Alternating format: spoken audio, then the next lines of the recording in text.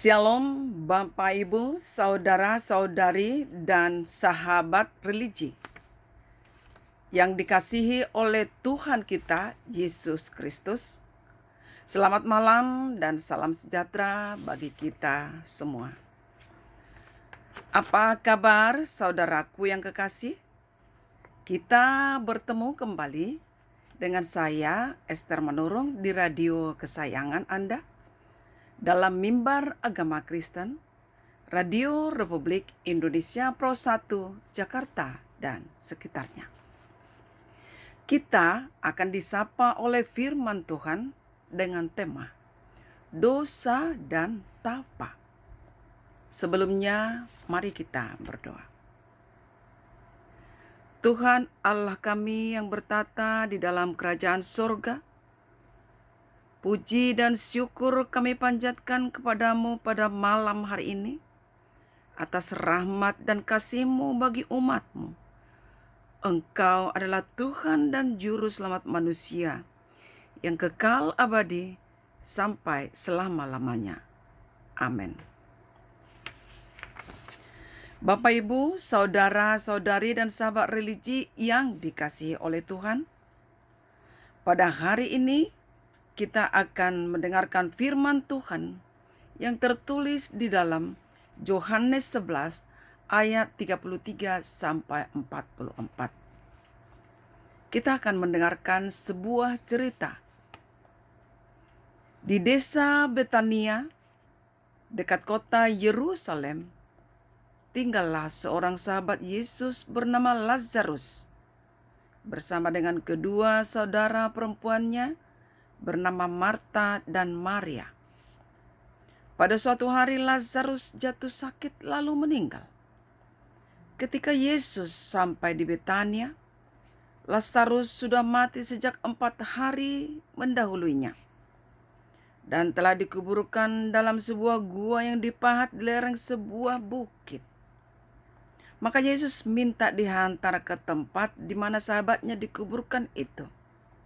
Mari kita mendengarkan firman Tuhan berikut ini. Ketika Yesus melihat Maria menangis dan juga orang-orang Yahudi yang datang bersama-sama dia, maka masyurlah hatinya.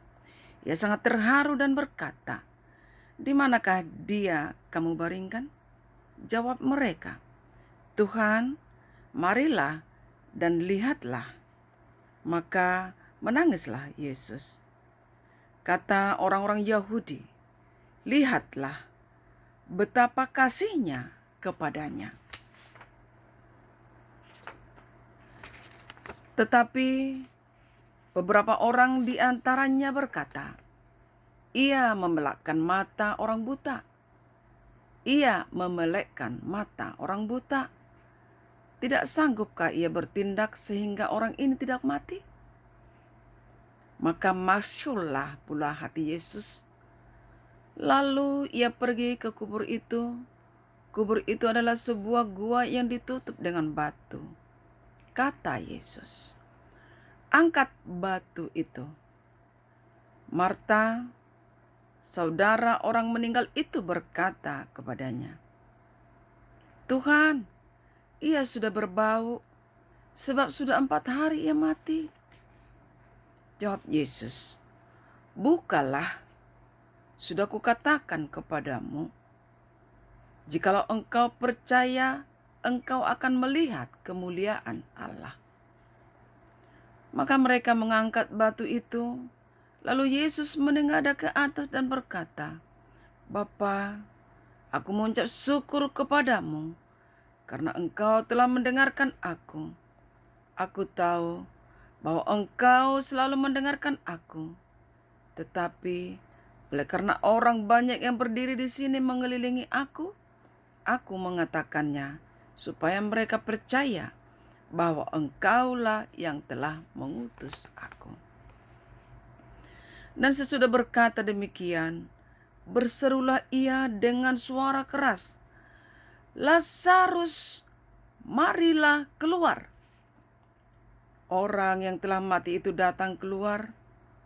Kaki dan tangannya masih terikat dengan kain kapan dan mukanya tertutup dengan kain peluh, kata Yesus kepada mereka, "Bukalah kain-kain itu dan biarkan ia pergi." Bapak, Ibu, saudara-saudari, dan sahabat religi yang dikasihi oleh Tuhan, mari kita mendengarkan sebuah cerita atau juga sebuah ilustrasi, boleh dikatakan sebuah buku roman yang ditulis oleh penulis atau pengarang roman terkenal bernama Dostoyevsky. Dia seorang sastrawan dari negeri Rusia yang hidup pada abad 19. Buku-buku karyanya sampai sekarang tetap digemari di seluruh dunia bahkan. Salah satu roman-romannya yang terkenal yang berjudul Dosa dan Tapa. Ada sebuah buku yang menceritakan perbuatan kejinya bernama Raskolnikov yang merasa sangat tertekan oleh sebuah perbuatannya yang keji. Dosa itu tidak bisa ia simpan dalam hatinya.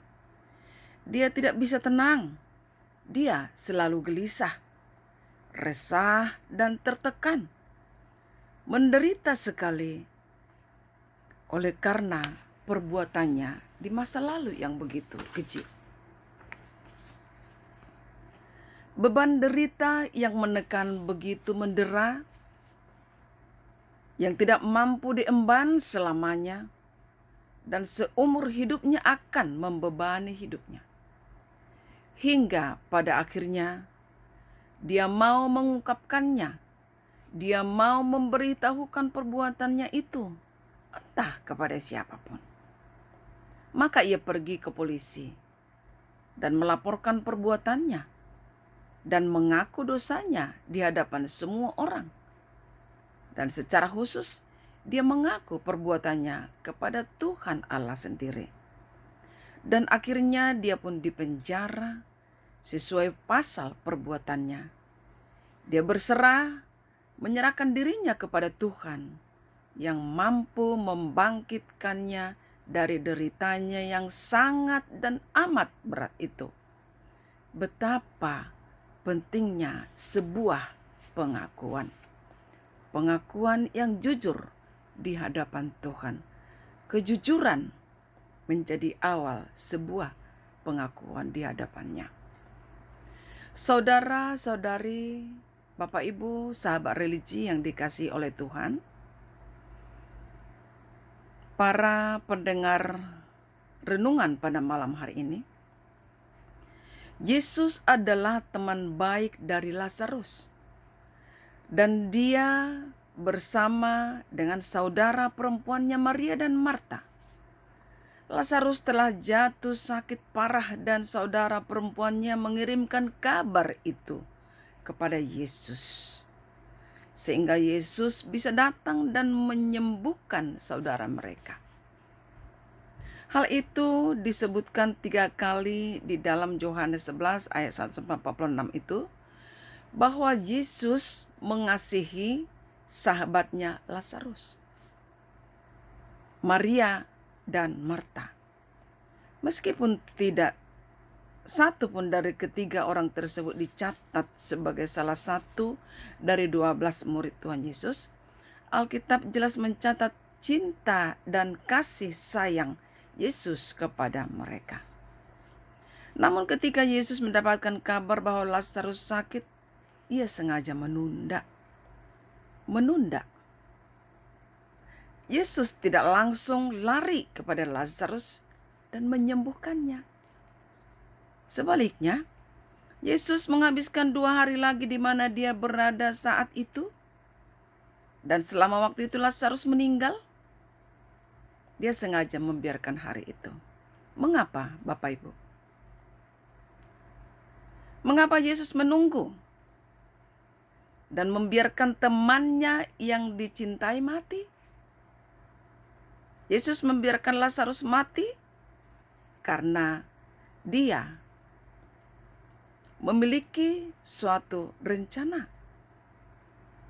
Seluruh kisah dari awal sampai akhir tidak ada yang misteri bagi Yesus. Rencananya dari awal adalah untuk membangkitkan Lazarus dari kematian. Bapak Ibu, kita akan kembali setelah yang satu ini.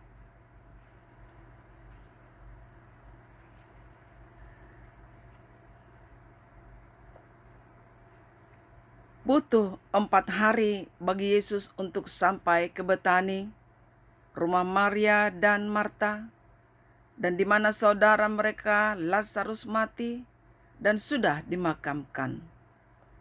Yesus bahkan melewatkan acara pemakaman. Sangat terlambat menurut perhitungan manusia. Ketika Marta tahu Yesus ada di kota itu, ia bergegas keluar untuk melihatnya. Dalam percakapan mereka, kita akan menemukan sebuah ayat yang mengandung harapan dan janji. Yesus berkata di dalam Yohanes 11 ayat 25 sampai 26. Bapak Ibu, saudaraku yang dikasihi oleh Tuhan, Yesus berkata, "Akulah kebangkitan dan hidup. Barang siapa percaya kepadaku, ia akan hidup, walaupun ia sudah mati. Dan setiap orang yang hidup dan yang percaya kepadaku, tidak akan mati selama-lamanya." Bapak Ibu, percayakah engkau akan hal itu? Marta kemudian mencari Maria, dan bersama dengan semua orang yang telah berduka, dengan mereka datang kepada Yesus. Saudaraku dan sahabat religi, hal berikutnya sangat menarik. Mari kita mendengarkan dengan seksama, dan mari kita mengimaninya. Ketika Yesus melihat Maria dan Marta dan semua orang bergabung dengan mereka, ia tersentuh dan menangis juga.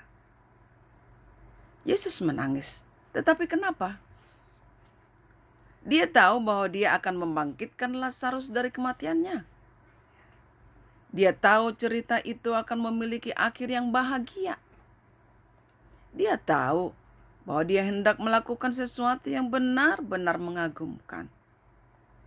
Namun Yesus menangis. Dia tidak mencoba untuk mendiamkan semua orang. Dia tidak memarahi mereka karena tidak memiliki iman, karena tidak percaya kepadanya. Walaupun sudah berulang kali bertemu dan sudah berulang kali mendengarkan perkataannya. Dia tidak mencoba untuk memberitahu bahwa semuanya akan baik-baik saja. Dia tidak mengubah prosesi ke kubur menjadi parade kemenangan. Dia berjalan dengan mereka dan ia menangis dengan mereka. Yesus ikut menangis karena ia mengerti dan merasakan rasa sakit dan kesedihan mereka, keluarga mereka. Allah adalah Allah dari kekekalan, tetapi dia juga Allah saat ini. Dia tidak meremehkan atau mengabaikan perasaan kita, hanya karena dia tahu bagaimana ia akan bekerja dalam semua itu. Sebaliknya, dia berjalan dengan kita, merasakan rasa sakit kita yang terdalam. Demikian juga saat itu Maria dan Marta dan orang-orang yang berpikir bahwa Yesus telah terlambat. Lazarus telah mati. Apakah yang akan diperbuat? Semuanya sudah terlambat. Tetapi satu-satunya pribadi yang dapat membatalkan apapun, termasuk kematian, terlambatkah? Bagi Yesus tidak ada kata terlambat.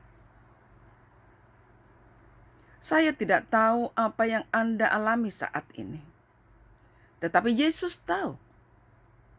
Saya tidak tahu bagaimana hasil akhir, tetapi Yesus tahu. Saya tidak tahu bagaimana perasaan Anda, tetapi Yesus tahu.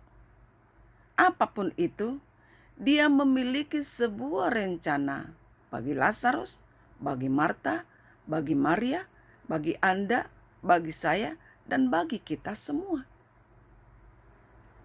Dia memiliki sebuah rencana.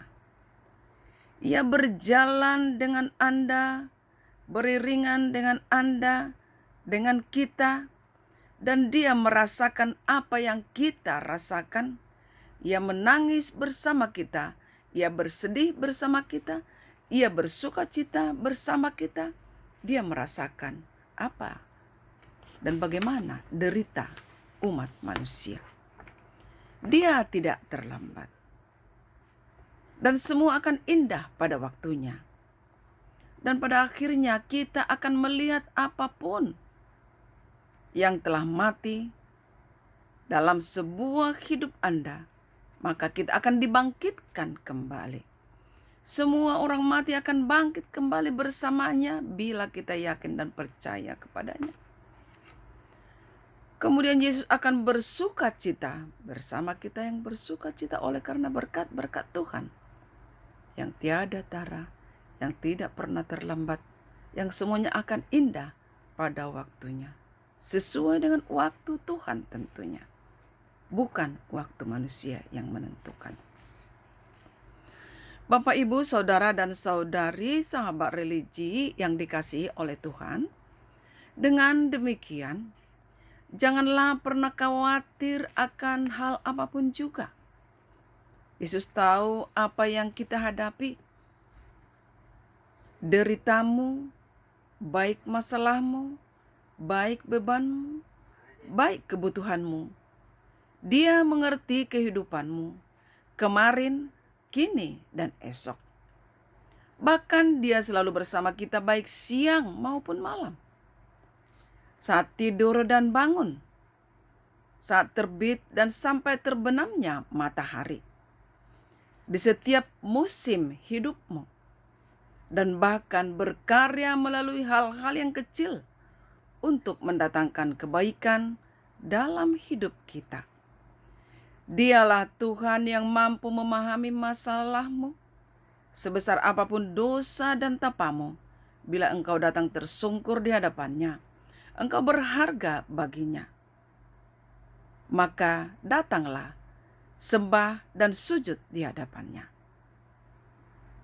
Amin, kita berdoa. Tuhan Allah kami yang bertata dalam kerajaan surga, biarlah firman-Mu menguatkan hati pikiran kami, yang senantiasa Engkau mengetahui akan hal apapun. Berkatilah kami. Amin. Sampai jumpa kembali minggu depan dalam siaran yang sama di radio kesayangan Anda, Radio Republik Indonesia Jakarta dan sekitarnya, bersama saya, Esther Manurung. Shalom. Terima kasih.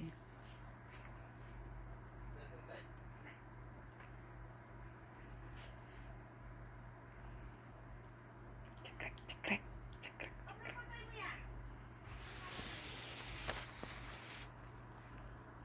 Terima kasih. Shalom. Tuhan berkati.